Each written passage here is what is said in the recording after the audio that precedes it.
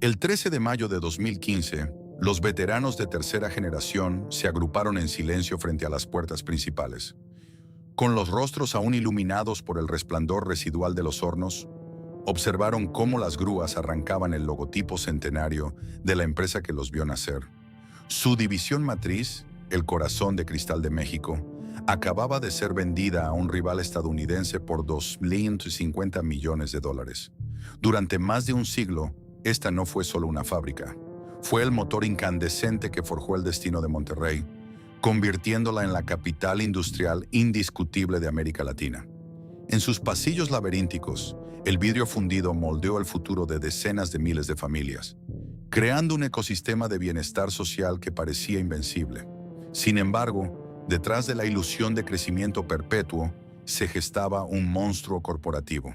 Cuando la asfixiante presión de los derivados tóxicos y las deudas en dólares chocó contra la implacable realidad económica global, el coloso no tuvo más remedio que amputar su propia raíz, entregando su identidad histórica para escapar del asedio de los fondos buitre. ¿Cómo es posible que el imperio de cristal que construyó metrópolis enteras y superó revoluciones terminara arrinconado por contratos financieros invisibles y la especulación implacable de Wall Street hasta el punto de sacrificar su propia alma fundacional? Adéntrate con nosotros en las entrañas de los hornos que alguna vez ardieron a más de 1500 grados centígrados. Descubre la crónica desgarradora de una ambición desmedida, donde las decisiones tomadas en frías oficinas corporativas terminaron por fracturar el legado de la dinastía industrial más emblemática de toda una nación. A principios del siglo XX, Monterrey no era la metrópolis brillante que el mundo conocería décadas después. Estaba enclavada en un valle árido del norte de México, flanqueada por la imponente silueta montañosa del Cerro de la Silla. Era una tierra dura, donde el polvo y el calor implacable forjaban el carácter de sus habitantes. En este escenario inhóspito, un grupo de visionarios locales había encendido una chispa industrial en 1890 al fundar la cervecería Cuauhtémoc. El negocio de la cerveza dorada y espumosa prosperaba rápidamente, pero se enfrentaba a un enemigo silencioso y frágil: el envase.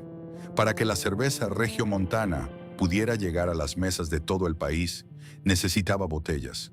En aquella época, la naciente industria mexicana dependía por completo de las importaciones. Los trenes cargados de envases de vidrio viajaban miles de kilómetros desde fábricas en Estados Unidos, atravesando desiertos y montañas. El costo logístico era exorbitante, pero ese no era el mayor de los problemas.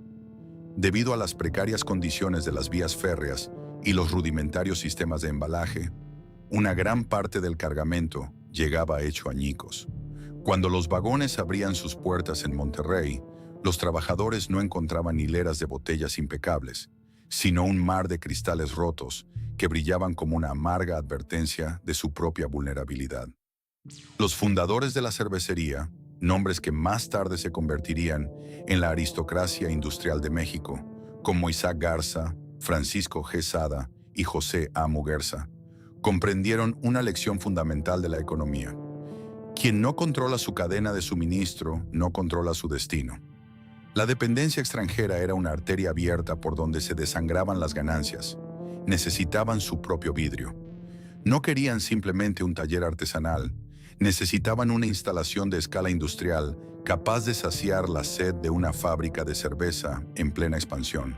Fue así como, en 1909, nació Vidriera Monterrey. La construcción de los primeros hornos fue un desafío monumental. En una ciudad que apenas comenzaba a abrazar la era mecánica, levantar estructuras refractarias capaces de soportar y contener el infierno líquido requirió traer tecnología y expertos del extranjero. Cuando el primer horno finalmente cobró vida, el interior de la fábrica se transformó en un ecosistema de fuego. A más de 1500 grados centígrados, la mezcla de arena de sílice, carbonato de sodio y piedra caliza perdía su forma terrenal para convertirse en un río incandescente de color naranja cegador. El trabajo era brutal. Los primeros obreros regiomontanos, hombres acostumbrados al trabajo en el campo o en talleres menores, se enfrentaron a jornadas extenuantes frente a la boca de los hornos. El calor abrasador empapaba sus ropas de sudor en cuestión de minutos. El aire olía a carbón quemado, a ozono y a minerales derretidos. Sin embargo, en medio de ese ambiente infernal, había una especie de magia industrial. Cuando la primera gota de vidrio fundido cayó en el molde y la máquina escupió una botella perfecta, aún humeante y radiante, no solo estaban fabricando un envase, estaban declarando la independencia industrial de su región. El momento no pudo ser más crítico. Apenas un año después de la fundación de la vidriera, estalló la Revolución Mexicana en 1910. El país entero se sumió en un caos de pólvora, sangre y trenes descarrilados por los ejércitos rebeldes. Muchas empresas extranjeras huyeron y cientos de fábricas locales cerraron sus puertas, incapaces de sostener sus operaciones entre balaceras y rutas comerciales cortadas. Pero Vidriera Monterrey se mantuvo firme. Sus hornos nunca se apagaron. Mientras el fuego de la guerra civil consumía a México en el exterior, el fuego de los hornos de Monterrey seguía fundiendo cristal en el interior. Sobrevivir a la revolución les otorgó una dureza institucional que definiría su cultura corporativa durante el siguiente siglo. A medida que el humo de la guerra se disipaba y el país comenzaba su lenta reconstrucción en la década de 1920, los directivos de la vidriera notaron algo fascinante. Las botellas de cerveza seguían siendo su prioridad, pero el horno no distinguía qué líquido iba a contener su cristal. Pronto, comenzaron a llegar solicitudes de otros sectores. Las farmacias necesitaban frascos color ámbar para proteger sus medicamentos de la luz. Las embotelladoras de refrescos nacientes buscaban envases resistentes a la presión del gas. Las amas de casa compraban alimentos conservados en frascos de vidrio transparente. Ese fue el verdadero punto de inflexión. El momento en que la tensión fundacional se resolvió en una revelación histórica. Vidriera Monterrey no era solo el apéndice de una cervecería. El vidrio tenía un potencial infinito. La semilla había germinado en el fuego y sus raíces estaban listas para romper las fronteras de Monterrey. Sin saberlo, aquellos hombres cubiertos de hollín y sudor acababan de sentar las bases del monopolio más poderoso e intocable que México vería en el siglo XX. El imperio estaba a punto de despertar. Para mediados del siglo XX, Vidriera Monterrey ya no era simplemente un complejo fabril. Se había transformado en un organismo vivo, latiendo en el mismo centro geográfico y espiritual de la ciudad.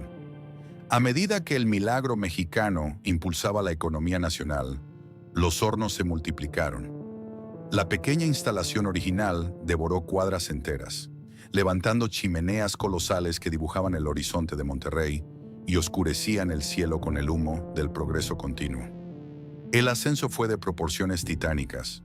En su apogeo histórico, antes de que los vientos de la globalización soplaran en su contra, Grupo Vitro, el gigantesco corporativo nacido de esa semilla inicial, dominaba de manera aplastante más del 90% del mercado nacional del vidrio. Sus naves industriales rugían sin descanso las 24 horas del día, los 365 días del año. En la cúspide de su poderío, el imperio llegó a sostener a más de 40,000 empleados directos en sus diversas divisiones. Las formidables máquinas IS, Individual Section, monstruos mecánicos de acero reluciente y grasa ardiente, escupían cientos de envases por minuto. Fabricaban miles de millones de botellas, frascos para medicinas, ventanas para rascacielos corporativos de todo el continente y parabrisas para la creciente industria automotriz mundial. El sonido dentro de la planta era una sinfonía ensordecedora y rítmica. Metal golpeando metal, vidrio chocando contra vidrio y el siseo constante del aire comprimido a alta presión. Pero la verdadera genialidad que cimentó el estatus intocable de la compañía no residía únicamente en sus asombrosos balances financieros o en su abrumadora capacidad de producción. Radicaba en un sofisticado sistema de capitalismo paternalista que forjó un vínculo de sangre entre la fábrica y la ciudad. Los dueños comprendieron que, para mantener operando semejante coloso, necesitaban paz laboral absoluta y una lealtad inquebrantable. Así, a través de instituciones pioneras como la Sociedad Cuauhtémoc y famosa SCRR, Vitro no solo ofreció empleos, Diseñó una vida entera para sus obreros. Entrar a trabajar a la vidriera era el máximo sueño de la clase trabajadora regiomontana. La empresa construyó fraccionamientos urbanos enteros, como la emblemática Colonia Vidriera, donde entregaba casas de ladrillo sólido a sus empleados a precios subsidiados. Financió clínicas médicas privadas con atención de primera línea, construyó escuelas exclusivas para los hijos de los obreros y erigió centros recreativos monumentales equipados con piscinas olímpicas, campos de béisbol de pasto perfectamente podado y teatros comunitarios. Fue así como nació el poderoso concepto de la familia Vitro. En las calles de Monterrey, un hombre que caminaba con el uniforme de la empresa llevaba puesto un símbolo de estatus y respetabilidad. El ciclo de vida dentro de esta burbuja era predecible y seguro. El abuelo se jubilaba con una pensión digna, el padre operaba las máquinas y el hijo estudiaba en la escuela de la empresa, esperando con ansias cumplir la mayoría de edad para tomar su propio puesto frente al fuego. Era un ecosistema cerrado, una utopía industrial donde el sonido del silbato de cambio de turno dictaba el ritmo vital de decenas de miles de personas. Todo parecía perfecto, todo parecía eterno. Impulsados por un éxito ininterrumpido, los altos ejecutivos de Vitro desarrollaron una confianza que rápidamente bordeó en la soberbia corporativa. En las modernas y climatizadas salas de juntas de San Pedro Garza García, desde donde se dictaban los destinos de la empresa, el mapa de México comenzó a quedarse pequeño. La familia Vitro había conquistado y monopolizado el territorio nacional de frontera a frontera, pero para una dinastía industrial de este calibre, el conformismo era inaceptable. Querían el mundo entero. Durante la década de 1980 y principios de los 90, la cúpula directiva trazó una estrategia de expansión internacional implacable. Vitro hizo lo que muy pocas empresas latinoamericanas se atrevían a soñar en aquella época. Cruzó la frontera hacia el norte no como un simple proveedor o exportador, sino como un conquistador corporativo. En un movimiento audaz e histórico, adquirieron gigantes estadounidenses como Anchor Glass Container y Latchford Glass, absorbiendo múltiples plantas y devorando competidores en el mercado más exigente del planeta. Los titulares en la prensa financiera aclamaban a Vitro como el orgullo industrial definitivo de México. Era el trofeo soñado, una corporación del sur comprando a sus rivales del norte. Las portadas de las revistas de negocios mostraban a los directivos regiomontanos sonriendo, consolidando un emporio transnacional que ahora abarcaba no solo envases, sino maquinaria pesada, cristales arquitectónicos de alta tecnología, productos químicos y hasta electrodomésticos. Sin embargo, detrás de esta deslumbrante fachada de poderío internacional, se estaba cavando lentamente una trampa mortal. Las agresivas adquisiciones en Estados Unidos y otras partes del continente no se pagaron con el efectivo puro generado por los hornos de Monterrey. Se financiaron a través de una colosal inyección de deuda corporativa, emitida casi en su totalidad en dólares estadounidenses. La lógica de los analistas financieros parecía impecable en el papel. Una empresa global con ingresos internacionales podía manejar deuda internacional sin sudar. La inercia del triunfo cegó a la junta directiva ante la extrema fragilidad de esta estructura. El imperio se había construido sobre una contradicción fatal. Mientras el corazón productivo de la empresa, sus leales trabajadores, sus hornos centenarios y una enorme parte de su flujo de caja operativo seguían profundamente anclados a la economía mexicana y a la volatilidad del peso, el verdadero amo de su destino financiero exigía ser alimentado estrictamente en dólares. La arrogancia de creer que el crecimiento sería infinito les impidió ver las tormentas que se gestaban en el horizonte. Vitro se había transformado en un gigante corporativo desmesurado y obeso. Mientras en las naves industriales de Vidriera Monterrey los obreros seguían sudando frente al fuego, manteniendo vivo el legado fundacional, la alta dirección se había alejado del calor de los hornos. El corporativo se llenó de vicepresidencias, gastos administrativos exorbitantes y una estructura tan pesada que asfixiaba la agilidad operativa de la compañía. La magia de 1909, aquella donde los pioneros conocían de cerca el olor del vidrio quemado, había sido reemplazada por frías hojas de cálculo y ambiciosos modelos de Wall Street. Estaban en la cima absoluta de la montaña, tocando el cielo del capitalismo industrial. Pero en el implacable mundo de los negocios, la cima es también el lugar perfecto para precipitarse al abismo. El 1 de enero de 1994, el reloj de la historia marcó un antes y un después absoluto para la industria nacional. La entrada en vigor del Tratado de Libre Comercio de América del Norte, TLCAN, prometía al país una nueva era de prosperidad. Pero para el ecosistema protegido de Vitro, el acuerdo comercial fue el sonido nítido de un cristal resquebrajándose. La burbuja monopólica que había blindado a Vidriera Monterrey durante más de 8 décadas se fracturó de golpe, exponiendo a la empresa a los vientos gélidos y despiadados de la hipercompetencia global.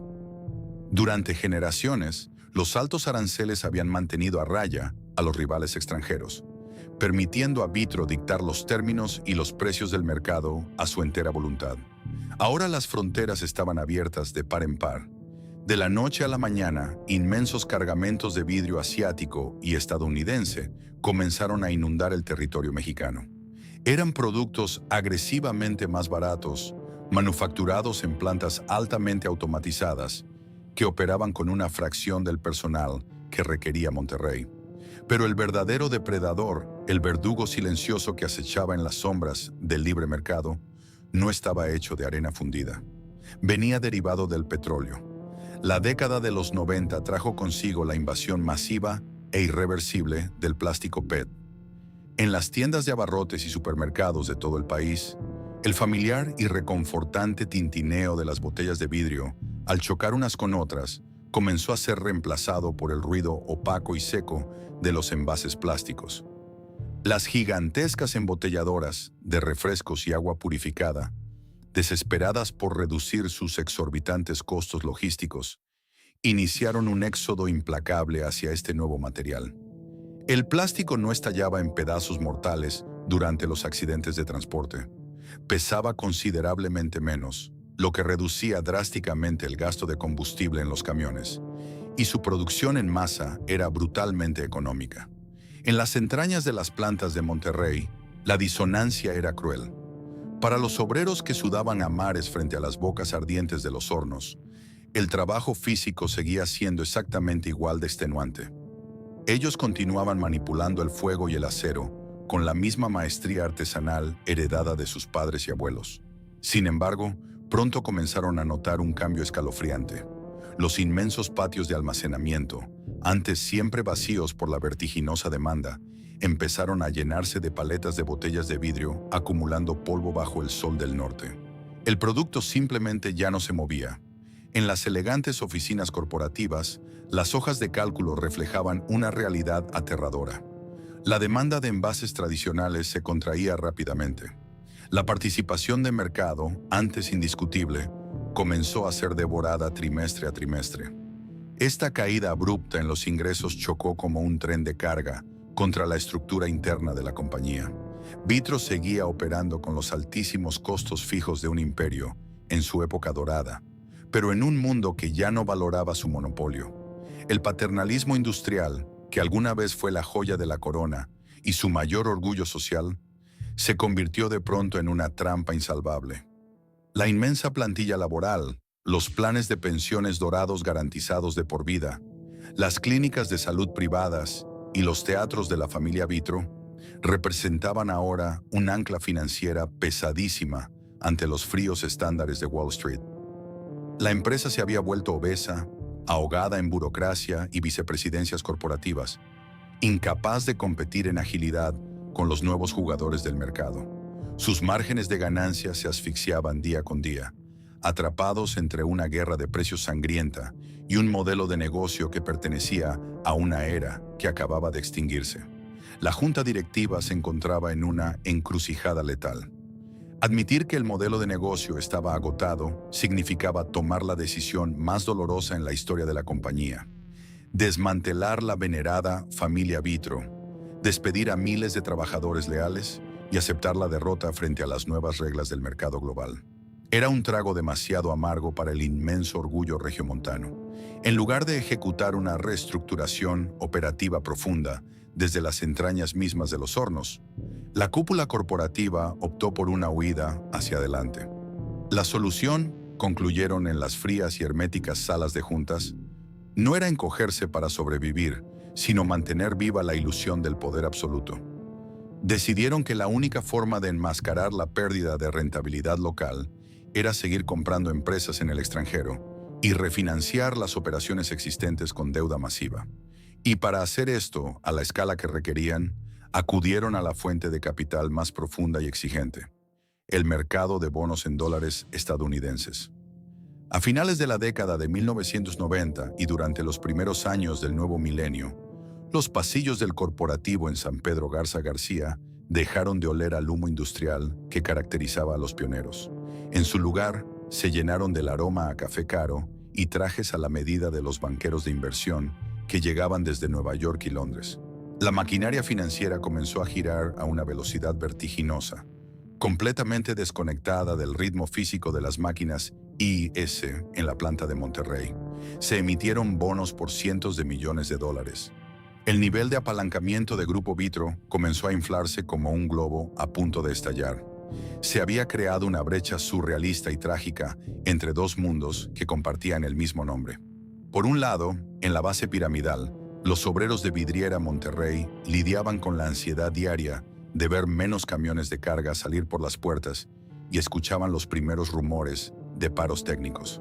Por el otro, en la cúspide, los ejecutivos firmaban pagarés internacionales y compromisos crediticios que, sin saberlo, estaban hipotecando el sudor de las próximas 3 generaciones de vidrieros. Para sostener este gigantesco y frágil castillo de naipes financiero, los tesoreros corporativos necesitaban asegurar que la constante devaluación histórica del peso mexicano no pulverizara su capacidad de pagar los intereses en dólares. Fue entonces cuando cruzaron una línea sin retorno. En su desesperación por estabilizar los balances y mostrar números atractivos a los accionistas, comenzaron a adentrarse en un territorio oscuro e incomprensible para cualquier maestro vidriero: el complejo y especulativo mercado de los derivados financieros. Compraron instrumentos exóticos, complejas apuestas matemáticas diseñadas por mentes de Wall Street que, en teoría, servirían como un escudo protector contra la volatilidad del tipo de cambio y los precios del gas natural. En el papel, parecían pólizas de seguro geniales, pero en la realidad de la economía global, los derivados de alto riesgo actúan como explosivos con temporizador. Sin que ningún trabajador en la planta lo sospechara, el destino de la fábrica centenaria de fuego, arena y acero ya no dependía de la calidad de sus botellas o del esfuerzo físico de sus hombres. Había sido atado con hilos invisibles a la ruleta rusa de los mercados financieros internacionales. El imperio estaba caminando a ciegas, con una montaña de deuda en los hombros, directo hacia el precipicio más grande de la historia económica moderna. La tormenta perfecta estaba a punto de desatarse. En septiembre de 2008, el sistema financiero global sufrió un infarto. La caída de Lehman Brothers en Nueva York envió una onda expansiva que sacudió los cimientos de la economía mundial. A más de 3.000 kilómetros de Wall Street, en las sofocantes naves de producción de Vidriera Monterrey, el impacto inicial pasó desapercibido. Frente a las lenguas de fuego, los operadores continuaban ajustando los moldes y controlando el flujo del cristal líquido, ajenos al hecho de que sus destinos estaban siendo sellados en pantallas de cristal líquido que parpadeaban con números en rojo sangre. El pánico en los mercados internacionales provocó un refugio masivo hacia el dólar estadounidense. Como consecuencia, las monedas de los países emergentes sufrieron un colapso fulminante. En cuestión de semanas, el peso mexicano se precipitó al vacío, devaluándose de manera brutal y violenta. Para cualquier empresa con deuda en dólares, esto ya era una pesadilla operativa. Pero para Grupo Vitro, debido a las oscuras decisiones tomadas en sus herméticas salas de juntas, fue una sentencia de muerte matemática. Los sofisticados instrumentos derivados, aquellas complejas fórmulas que los tesoreros habían adquirido como un escudo infalible contra las fluctuaciones cambiarias, revelaron su verdadera y monstruosa naturaleza. Estos contratos contenían cláusulas ocultas y barreras de riesgo diseñadas para proteger estrictamente a los bancos, no a la empresa industrial. Cuando el peso cruzó los umbrales críticos de caída, los supuestos seguros se activaron a la inversa. De la noche a la mañana, Vitro no solo debía el capital que había pedido prestado originalmente para su expansión internacional, sino que los contratos derivados comenzaron a exigir desembolsos multimillonarios e inmediatos en efectivo. Las temidas margin calls o llamadas de margen. En las oficinas corporativas de San Pedro Garza García, el ambiente de suficiencia y poder se transformó en un pánico asfixiante. Los teléfonos no dejaban de sonar. En la línea estaban los banqueros de inversión desde Estados Unidos y Europa, exigiendo transferencias instantáneas por cientos de millones de dólares para cubrir las pérdidas de las apuestas financieras fallidas. La disonancia cognitiva era desgarradora. Mientras en la planta matriz de Monterrey se necesitaban miles de horas hombre, sudor ardiente, toneladas de arena de sílice y enormes cantidades de gas natural para generar $1 de ganancia física mediante la fabricación de botellas. En los monitores de la tesorería corporativa, la compañía perdía decenas de millones de dólares cada hora, simplemente por el movimiento invisible de un gráfico financiero en Wall Street. La deuda del grupo, que ya era una carga asfixiante por los errores de la década anterior, mutó repentinamente hasta convertirse en un leviatán incontrolable. En un abrir y cerrar de ojos, sin haber detenido una sola máquina, sin haber perdido un solo cliente ese mes y sin haber dejado que un solo horno se apagara, las obligaciones financieras de Vitro se multiplicaron a niveles absurdos. Los números en los balances dejaron de representar el valor real de una fábrica centenaria para convertirse en una ficción tóxica.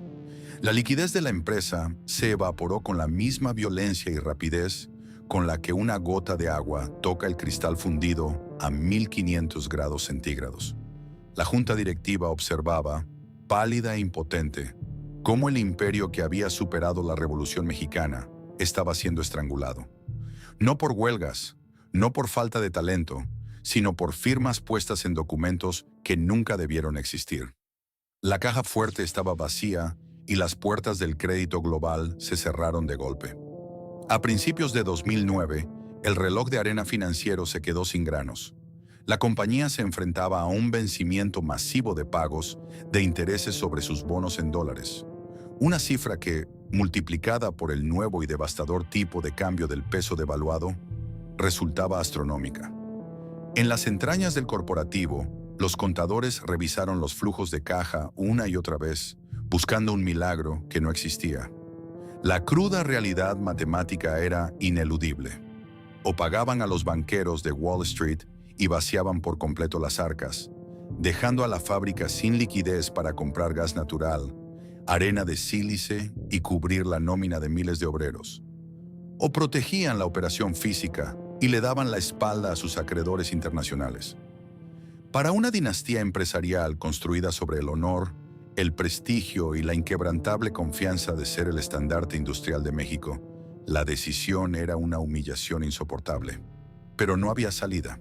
En febrero de 2009, el gigante regiomontano cruzó el Rubicón. Grupo Vitro emitió un frío comunicado anunciando que suspendería temporalmente el pago de sus obligaciones financieras. Habían entrado en default. Impago. La noticia cayó como una losa de plomo sobre la comunidad empresarial mexicana y los mercados internacionales. Era inconcebible. Vitro no era una startup arriesgada ni una empresa fantasma. Era la institución que literalmente había fabricado los cimientos físicos de la industrialización del país. Ver a la familia Vitro admitir su insolvencia fue como presenciar el derrumbe repentino de un monumento nacional. Las agencias calificadoras de riesgo, con la frialdad implacable de quienes operan a miles de kilómetros de distancia de los hornos, hundieron la calificación crediticia de la compañía a la humillante categoría de basura. En las calles de Monterrey, la palabra default comenzó a filtrarse lentamente, desde las columnas financieras hasta las mesas de las familias obreras. Para los trabajadores de Vidriera Monterrey, la situación era profundamente confusa y aterradora. Ellos llegaban a sus turnos de madrugada, Se ponían sus botas de seguridad, sus gruesos guantes y sus equipos de protección, y veían que los hornos seguían ardiendo con la misma intensidad deslumbrante de siempre. Las máquinas IS continuaban su rítmica danza ensordecedora, y las botellas seguían saliendo perfectas, brillantes y humeantes por la línea de producción. Físicamente, la fábrica estaba viva, respiraba y producía. ¿Cómo era posible que les dijeran que el imperio estaba en quiebra? Esa fue la tragedia más profunda e invisible de este colapso. El cáncer no estaba en el cristal, ni en la maquinaria pesada, ni en las manos agrietadas de los maestros vidrieros. El veneno corría exclusivamente por el torrente sanguíneo corporativo. La empresa estaba siendo devorada desde dentro por decisiones abstractas, tomadas en oficinas alfombradas donde jamás se había sentido el calor del fuego. Al declarar el impago, Vitro intentó ganar tiempo para reestructurar su monstruosa deuda, que superaba los $1.500 millones, y buscar un respiro vital. Esperaban negociar pacíficamente con sus acreedores tradicionales, apelando a su historia centenaria y a su importancia sistémica para la economía nacional. Sin embargo, en el despiadado ecosistema financiero global, la debilidad extrema es como sangre en el agua. Atrae instantáneamente a los depredadores más letales. Al hundirse el precio de los bonos de la compañía en el mercado secundario, bancos y fondos de pensiones asustados comenzaron a vender esa deuda por unos cuantos centavos de dólar. Sin saberlo, al dejar de pagar, Vitro acababa de entregar las llaves de su fortaleza centenaria a los buitres de Wall Street. El verdadero asedio, una guerra a muerte que pondría en juego la existencia misma de la matriz fundacional, estaba a punto de comenzar. En el implacable ecosistema de las altas finanzas, la debilidad extrema emite un rastro inconfundible. Cuando Vitro declaró su incapacidad para pagar, el valor de sus bonos se desplomó en el mercado secundario. Para los inversores tradicionales, esos papeles representaban pérdidas catastróficas, un desastre del que debían huir a cualquier precio. Pero en las sombras de Wall Street acecha una especie de depredador corporativo diseñado específicamente para alimentarse de empresas moribundas: los fondos de cobertura especializados en deuda en problemas, conocidos popularmente como fondos buitre. A miles de kilómetros del sofocante calor de los hornos regiomontanos, en oficinas climatizadas de rascacielos en Manhattan, analistas de firmas temibles como Elliott Management y Aurelius Capital observaban las pantallas con calculada frialdad. No les importaba la rica historia de Vidriera Monterrey. No sabían ni les interesaba saber cuánto tiempo tomaba dominar el arte de moldear el vidrio fundido o qué significaba la familia Vitro para el desarrollo social del norte de México. Para ellos, la centenaria fábrica de cristal era simplemente un cadáver financiero con activos físicos altamente valiosos y una estructura legal vulnerable. La estrategia de los fondos buitre fue rápida, agresiva y quirúrgica. Aprovechando el pánico, compraron masivamente la deuda de Vitro a precios de liquidación, pagando apenas unos pocos centavos por cada dólar de valor nominal. Sin embargo, su modelo de negocio no consistía en esperar pacientemente una reestructuración amistosa para recuperar su inversión. Una vez que acumularon suficientes bonos para tener poder de veto sobre cualquier acuerdo, revelaron sus verdaderas intenciones. No querían negociar descuentos ni plazos extendidos. Querían cobrar el 100% del valor original de la deuda, más intereses moratorios astronómicos. Y si la empresa no podía pagarles en efectivo, lo cual sabían que era imposible, su objetivo final era claro y brutal: tomar el control absoluto de Grupo Vitro, desmembrarlo y vender sus partes al mejor postor para maximizar sus ganancias. El asedio legal comenzó con una ferocidad sin precedentes. Los fondos buitre lanzaron una avalancha de demandas civiles en las Cortes del Estado de Nueva York, amparados por las leyes bajo las cuales se habían emitido los bonos originales. Los abogados de Wall Street, armados con contratos blindados y un presupuesto legal ilimitado, solicitaron embargos inmediatos y exigieron que se forzara a la compañía mexicana a la liquidación. Para la junta directiva en San Pedro Garza García, el choque cultural y estratégico fue paralizante. Durante un siglo, La cúpula de Vitro había operado en un entorno de respeto reverencial. Eran los aristócratas de la industria mexicana. Estaban acostumbrados a resolver disputas cenando con presidentes, gobernadores y líderes sindicales, apelando al orgullo nacional y a su peso económico. De pronto, se encontraban frente a un enemigo invisible y sin rostro que no respondía a favores políticos ni le importaba el legado histórico. Los fondos buitre eran máquinas matemáticas puras, insensibles a las súplicas o a la amenaza de dejar a decenas de miles de familias en la calle. La tensión se volvió insoportable. En los pasillos corporativos, el eco de los pasos apresurados de los equipos legales reemplazó cualquier conversación sobre innovación o producción. Sabían que si los tribunales de Nueva York fallaban a favor de los fondos, el coloso industrial sería confiscado de la noche a la mañana. La amenaza de una toma hostil, hostile takeover, pendía como una guillotina sobre el cuello de los dueños originales. El pánico se filtró hasta la base laboral.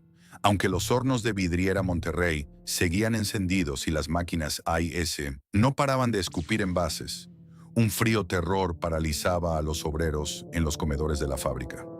El rumor de que unos banqueros gringos estaban a punto de arrebatarles la empresa y cerrar las puertas para siempre cobraba más fuerza con cada turno. Acorralados y con la soga de la ley neoyorquina apretando sus cuellos, los herederos de la dinastía vidriera comprendieron que para salvar su empresa no bastaría con fabricar el mejor cristal.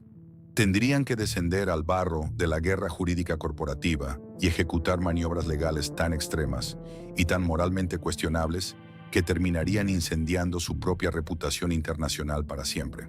Con la soga de las cortes neoyorquinas apretando sus gargantas, los estrategas de Vitro comprendieron una cruda realidad. Si jugaban bajo las reglas de Wall Street, perderían el imperio que sus abuelos habían forjado en el fuego. Para sobrevivir al asedio de los fondos buitre, necesitaban llevar la batalla a su propio territorio. Necesitaban el escudo protector de Monterrey y la indulgencia de la ley mexicana. A finales de 2010, Grupo Vitro solicitó entrar en concurso mercantil, el equivalente mexicano a la protección por bancarrota, capítulo 11 en Estados Unidos. La estrategia era utilizar los tribunales locales para forzar una reestructuración de la deuda que obligara a los fondos buitre a aceptar un fuerte descuento en sus bonos, conocido en la jerga financiera como haircut o quita. Sin embargo, había un problema matemático insalvable.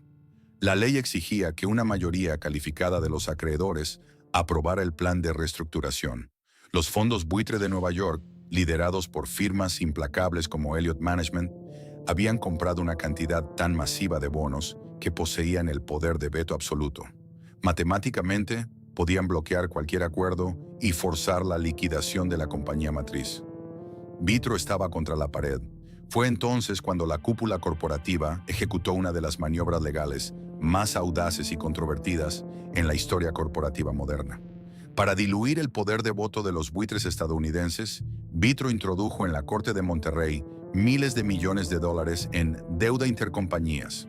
Es decir, argumentaron que las propias subsidiarias de Vitro le debían dinero a la empresa matriz y que estas subsidiarias debían ser contabilizadas como acreedores legítimos con derecho a votar en el concurso mercantil.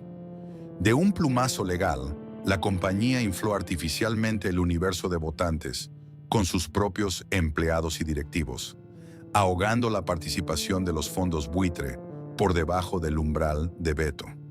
La reacción en Wall Street fue explosiva. Los fondos de cobertura, acostumbrados a ser los verdugos en este tipo de batallas, gritaron fraude a los cuatro vientos. Acusaron a Vitro de manipular descaradamente el sistema judicial mexicano y de crear deudas fantasma para expropiar a los inversionistas extranjeros. La guerra legal cruzó fronteras, convirtiéndose en un conflicto diplomático y financiero sin precedentes que enfrentó a los tribunales de Nuevo León contra las Cortes Federales de Texas y Nueva York. Por un lado, un juez en Monterrey aprobó el plan de Vitro, validando la maniobra de las deudas internas y ordenando a los acreedores estadounidenses aceptar nuevas condiciones. Por el otro, jueces en Estados Unidos, escandalizados por lo que consideraban una farsa judicial, se negaron rotundamente a reconocer la sentencia mexicana y amenazaron con embargar cualquier activo que Vitro tuviera al norte del río Bravo. Durante meses, la tensión fue absoluta. Mientras los abogados cobraban millones de dólares por hora discutiendo jurisdicciones y precedentes legales, la fábrica en Monterrey operaba en un estado de limbo agonizante. Los obreros no sabían si la quincena siguiente llegaría de los dueños regiomontanos o de un administrador judicial estadounidense. La incertidumbre desgastaba la moral de la familia Vitro, que veía cómo el prestigio intocable de su empresa era arrastrado por el lodo en las páginas financieras del Wall Street Journal y el Financial Times. Finalmente, tras una guerra de desgaste brutal que amenazaba con destruir operativamente a la compañía, se llegó a un tenso y amargo acuerdo extrajudicial en 2013. Vitro pagaría una suma multimillonaria a los fondos disidentes para que retiraran las demandas. La empresa había sobrevivido. La toma hostil había sido repelida y los herederos de la dinastía mantenían el control de la junta directiva. Pero la victoria era pírrica, una ilusión que apenas enmascaraba el desastre. Vitro se había salvado de la aniquilación inmediata, pero el costo fue aterrador. Su reputación internacional estaba en ruinas. Los mercados globales de crédito le cerraron las puertas para siempre, y la caja fuerte estaba exhausta por los monumentales honorarios legales y las compensaciones a los buitres.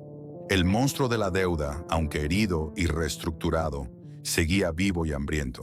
Y para alimentarlo de manera definitiva, la cúpula de Vitro pronto tendría que cometer el acto más doloroso e impensable de su historia centenaria. Un sacrificio que fracturaría el alma de la fábrica para siempre. El año 2015 amaneció con una calma fúnebre en los pasillos corporativos y una tensión asfixiante en las líneas de producción de Vidriera Monterrey. Vitro había sobrevivido a la guerra legal contra los fondos buitre. Sí, pero el precio de esa victoria era un paciente corporativo en cuidados intensivos. La empresa estaba aislada de los mercados financieros internacionales, sangrando efectivo operativo y aún cargando con un remanente de deuda que amenazaba con devorar lo poco que quedaba. El imperio necesitaba una inyección masiva de liquidez, y rápido. Ya no había empresas extranjeras que vender, ni divisiones secundarias que rematar. Solo quedaba la joya de la corona, el primogénito, la matriz histórica. En las reuniones a puerta cerrada, los herederos de la dinastía fundadora enfrentaron la decisión más agonizante de su linaje. Para salvar la entidad legal de Grupo Vitro y proteger otras divisiones rentables como el vidrio arquitectónico y automotriz, tendrían que extirpar su propio corazón, la división original de envases de vidrio para alimentos y bebidas. El mismo negocio exacto que había nacido en 1909 para embotellar cerveza, el motor fundacional que había dado origen a la familia Vitro. El comprador no era un fondo abstracto, sino un nombre que resonó como una bofetada en el orgullo regiomontano. Owens Illinois, O.I., el gigante vidriero estadounidense y su rival histórico. El acuerdo se cerró por $250 millones. Con una sola firma en un frío contrato de adquisición, más de un siglo de herencia industrial mexicana fue transferido a manos extranjeras. Cuando la noticia descendió desde las oficinas climatizadas hasta el sofocante calor de la planta matriz en Monterrey, el impacto no fue un estallido de ira, sino un silencio paralizante que cortó la respiración de miles de hombres. Bajemos a las entrañas de la fábrica en esos días de mayo. El ambiente físico era el mismo infierno controlado de siempre. La temperatura frente a las bocas de los hornos superaba los 50 grados centígrados, empapando de sudor los gruesos uniformes de algodón ignífugo en cuestión de minutos. El aire estaba espeso, saturado con el olor metálico del acero caliente, el ozono de la maquinaria pesada y el inconfundible aroma acre del cristal fundido. Las colosales máquinas IS continuaban su danza violenta y perfecta. Clac, clac, hiss. El molde se cerraba, el aire comprimido inyectaba forma a la gota de fuego y una botella incandescente y perfecta salía deslizándose por la banda transportadora. Pero los hombres que operaban aquellas bestias de acero estaban rotos por dentro. Imagina a un maestro vidriero de tercera generación, con el rostro curtido por décadas frente al fuego, observando el logotipo de la B bordado en su pecho. Su abuelo había sudado en esos mismos hornos durante la Revolución. Su padre le había enseñado a leer el color de la llama para saber si la mezcla de arena, de sílice y carbonato estaba en su punto exacto. Él mismo había nacido en el hospital de la empresa y había conocido a su esposa en el centro recreativo de la Sociedad Cuauhtémoc y Famosa. Para él, Vitro no era un empleador. Era su identidad, su patria chica, el tejido mismo de su existencia. Y de repente el supervisor de turno, con la mirada baja y la voz quebrada por el ruido ensordecedor de las sopladoras, le confirmaba el rumor. Habían sido vendidos. A partir de ese momento, ya no fabricarían botellas para la empresa que los vio nacer. Su lealtad, su experiencia, su sudor y el horno mismo que consideraba suyo, ahora pertenecían a una corporación con sede en Ohio, Estados Unidos. El desgarro psicológico fue inmenso.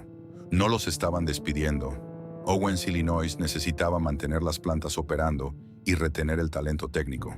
Pero la sensación de pérdida era absoluta. Era como despertar un día y descubrir que te han borrado el apellido. En los vestidores, al terminar el turno de madrugada, hombres corpulentos y endurecidos por el trabajo físico más brutal rompieron a llorar en silencio frente a sus casilleros de metal. Guardaban sus herramientas mecánicas sabiendo que el contrato social implícito que los había protegido toda su vida acababa de ser incinerado por una deuda que ellos nunca contrajeron.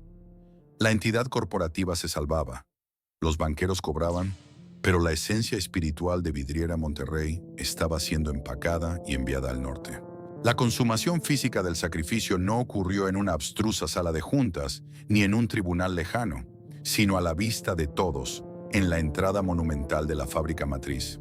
Aquel 13 de mayo de 2015, los trabajadores que llegaban para el turno matutino se encontraron con una escena que parecía sacada de una pesadilla distópica. Grúas gigantescas y cuadrillas de contratistas externos rodeaban la fachada principal. Con el sonido chirriante y agónico del metal pesado, siendo forzado y arrancado de sus remaches, la enorme letra V y el logotipo centenario que habían coronado el edificio durante décadas fueron separados de sus cimientos. Los hombres, con los rostros aún tiznados de hollín y las manos callosas ocultas en los bolsillos, se detuvieron en seco en el estacionamiento. Nadie pronunció una sola palabra. El silencio humano era ensordecedor, roto únicamente por el zumbido de los motores diésel de las grúas y el golpeteo sordo de las herramientas neumáticas. Ver caer ese emblema contra el suelo polvoriento no era simplemente presenciar un cambio de imagen corporativa, era atestiguar la demolición visual de su propia herencia familiar. El símbolo bajo el cual sus padres y abuelos habían forjado el acero y el progreso de Monterrey, ahora yacía como chatarra descartable. Horas más tarde, la cruda realidad de la transacción se materializó dentro de las naves industriales. Directivos estadounidenses de Owens, Illinois, recorrieron las instalaciones. Vestían impecables trajes de protección, gafas de seguridad relucientes y cascos blancos inmaculados que contrastaban violentamente con el equipo desgastado, engrasado y quemado de los operarios locales. Caminaban por las pasarelas metálicas elevadas, observando el mar de fuego y maquinaria desde arriba, hablando en inglés, señalando las líneas de producción y tomando notas ágiles en tabletas electrónicas. Para ellos aquel lugar no era un templo sagrado del trabajo regiomontano. Era simplemente una suma de activos tangibles, una adición estratégica a su portafolio global para dominar el mercado latinoamericano de envases. Eran los nuevos amos caminando por una tierra recién conquistada, pero el golpe de gracia a la moral obrera, el momento de ruptura definitiva, llegó con un acto aparentemente mundano: el cambio de uniformes. Al finalizar el turno, a cada trabajador se le entregó un paquete envuelto en plástico transparente. Adentro venía ropa de trabajo nueva, de colores distintos, con las siglas extranjeras de OI estampadas en el lado izquierdo del pecho. La instrucción de los supervisores fue clara, tajante e innegociable. A partir del siguiente turno, cualquier prenda, gorra o chaqueta que llevara el emblema de Vitro debía ser desechada o devuelta inmediatamente. Se les prohibió de manera estricta portar el antiguo escudo dentro del perímetro de las instalaciones. En la sofocante penumbra de los vestidores, frente a las hileras de casilleros de metal oxidado, la escena era desoladora. Al despojarse de sus viejas camisas de algodón ignífugo, muchos hombres sintieron que se estaban arrancando la piel a tiras. Aquellas prendas manchadas de aceite y marcadas por las quemaduras de las chispas no eran simples pedazos de tela. Eran medallas al mérito, testigos mudos de incontables madrugadas de esfuerzo y orgullo. Eran la prueba física de que pertenecían a algo más grande que ellos mismos. Algunos veteranos, con lágrimas contenidas en los ojos y desafiando silenciosamente las nuevas normativas corporativas, doblaron sus viejas camisas con reverencia y las escondieron en el fondo de sus mochilas. Se las llevaron a casa como reliquias clandestinas, como si quisieran rescatar un fragmento del alma de un imperio que acababa de exhalar su último aliento. Aquel día, cuando el silbato que marcaba el final de la jornada rasgó el aire caliente de Monterrey, su sonido fue diferente. Ya no era el llamado reconfortante de una institución maternal llamando a sus hijos. Era simplemente el timbre mecánico e impersonal de una multinacional despachando a un lote de recursos humanos. La fábrica seguía allí, el fuego seguía rugiendo y el vidrio fundido seguía fluyendo. Físicamente, el coloso no había muerto, pero en la implacable mesa de disección de Wall Street, la familia Vitro había sido finalmente amputada y borrada para siempre. Tras la brutal amputación corporativa de 2015, el polvo de la guerra financiera finalmente se asentó sobre el Valle Industrial de Monterrey. Desde la distancia, la silueta de la antigua fábrica matriz parecía inalterada. Las inmensas chimeneas seguían perforando el cielo regiomontano y el humo continuaba su ascenso perpetuo. Sin embargo, al cruzar las puertas de acero, la realidad revelaba un paisaje humano devastado. No era un silencio acústico. Las máquinas ETDRC seguían rugiendo bajo el mando y las métricas de Owens, Illinois, sino un silencio espiritual, profundo y sepulcral.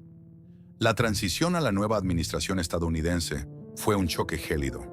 Los ejecutivos que llegaron desde Ohio no aterrizaron en México para adoptar a una familia. Llegaron para optimizar un activo recién adquirido. La intrincada red de beneficios sociales, aquel cálido tejido paternalista que había definido la vida de los trabajadores durante un siglo, fue desmantelada con la frialdad geométrica de un bisturí financiero. Las clínicas de salud exclusivas, las despensas subsidiadas y las estructuras de apoyo que alguna vez blindaron el futuro de miles de familias, fueron sustituidas por los estándares fríos y estandarizados de las prestaciones corporativas convencionales. El impacto humano se fracturó en distintas trayectorias, todas dolorosas. Primero, estuvieron los veteranos, hombres curtidos que habían dedicado 30 o 40 años de su vida a los hornos de Vitro. Para la nueva corporación multinacional, su experiencia técnica era valiosa, pero sus antiguos y robustos contratos representaban un lastre financiero inaceptable. Muchos fueron sutilmente empujados hacia jubilaciones anticipadas, recibiendo liquidaciones que apenas reflejaban una fracción del inmenso valor de su lealtad histórica.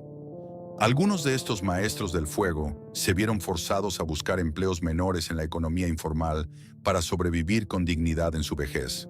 En segundo lugar, se encontraban los trabajadores más jóvenes que permanecieron en la planta.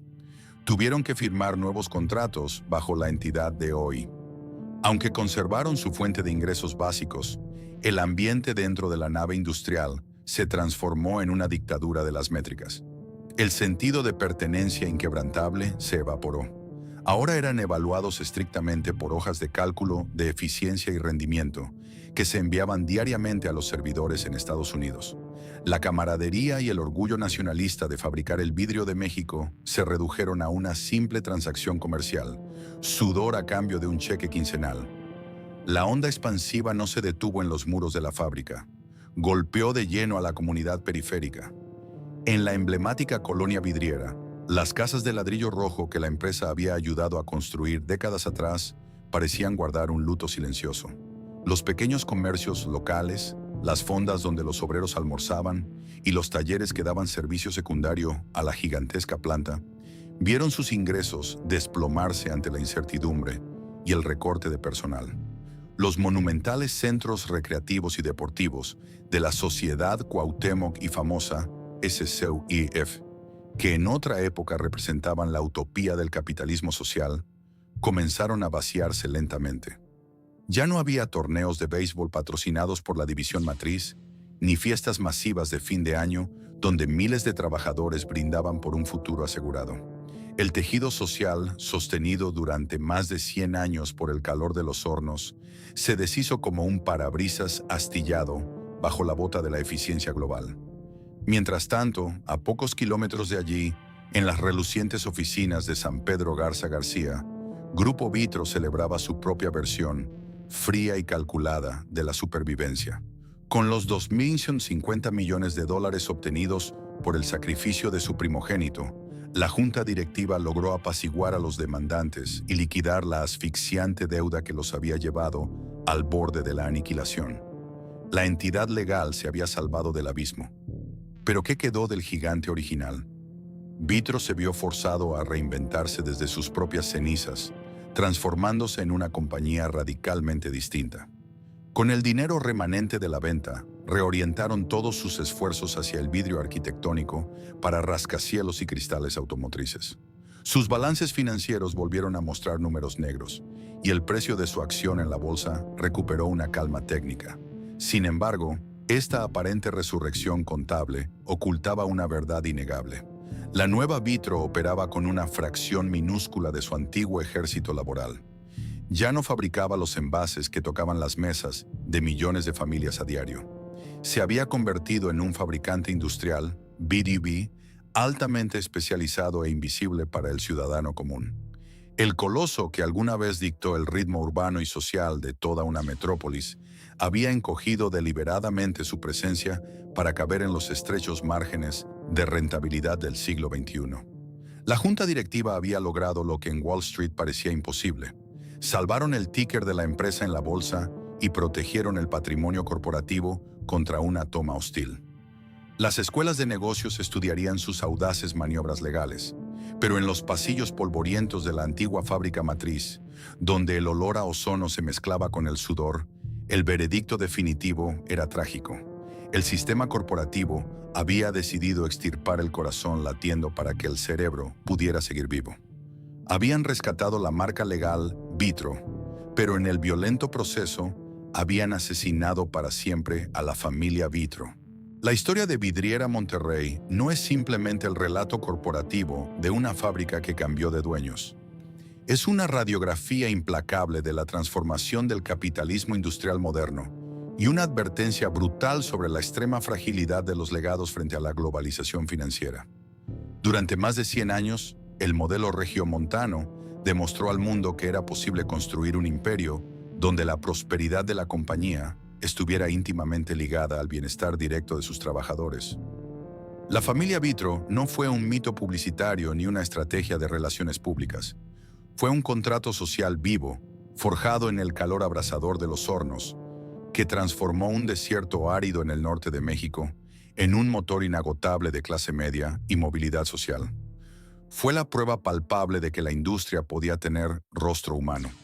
Sin embargo, el colapso de este ecosistema revela una lección profunda y oscura sobre la soberbia corporativa. Cuando los líderes empresariales se alejan del piso de producción, cuando dejan de percibir el olor del cristal fundido y comienzan a gobernar basándose únicamente en proyecciones abstractas y ambiciones desmedidas, pierden de vista el pilar que realmente sostiene su poder. La obsesión de la alta directiva por una expansión internacional acelerada, financiada a través de una deuda masiva en dólares, creó una vulnerabilidad estructural que ninguna máquina, por eficiente que fuera, podría compensar. El golpe de gracia, la verdadera tragedia, provino de los derivados financieros. Estos instrumentos matemáticos, vendidos como escudos protectores por los arquitectos de Wall Street, demostraron ser armas de destrucción masiva para la economía real. La caída de Vitro expone la terrible disonancia entre la economía física y la economía especulativa.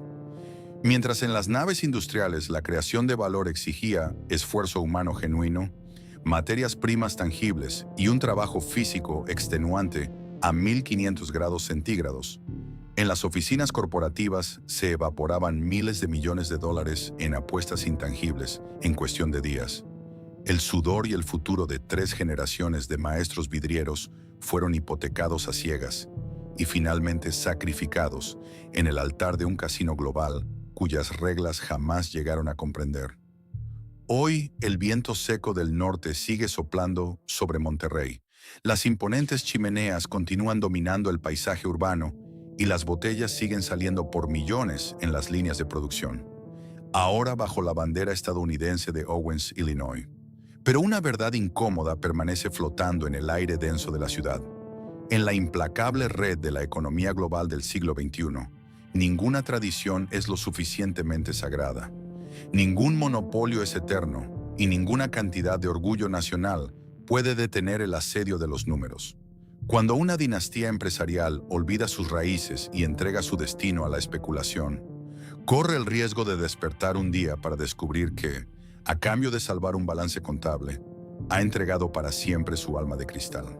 El humo sigue elevándose sobre el cielo árido de Monterrey, pero las manos que avivaron ese fuego fundacional durante más de un siglo han sido reemplazadas, olvidadas o transformadas. La caída de la matriz histórica de Vidriera Monterrey es mucho más que el simple desmantelamiento de un monopolio corporativo. Es el requiem innegable de una era en la que el capital y el trabajo compartían, para bien o para mal, un mismo destino vital. Esta historia nos enseña que un imperio no se derrumba por la falta de destreza técnica en las bocas de sus hornos, sino por la profunda miopía en sus altas torres de cristal. Cuando el afán ciego de conquistar el mundo mediante deudas en dólares y apuestas intangibles superó el valor real del sudor, la arena y el acero, el corazón de la empresa simplemente dejó de latir. En su batalla por la supervivencia, el capitalismo financiero moderno demostró su rostro más calculador y gélido. Es perfectamente capaz de salvar un nombre legal a costa de sacrificar el alma entera de la comunidad que lo construyó. Hoy, si caminas por las calles desgastadas de la colonia vidriera, o si alguna vez sostienes una vieja botella de cristal regiomontano, recuerda que detrás de esa simple transparencia hay historias de miles de hombres y mujeres que entregaron su vida entera a una ilusión de eternidad. La familia Vitro ya no existe en los fríos organigramas ni en las métricas de Wall Street, pero su legado de resistencia sobrevive, imborrable, en el ADN de una ciudad que se forjó en el fuego y se negó a quebrarse. Si esta crónica te ha hecho reflexionar sobre el verdadero costo del progreso global y la fragilidad de los grandes legados industriales, te invitamos a suscribirte a nuestro canal.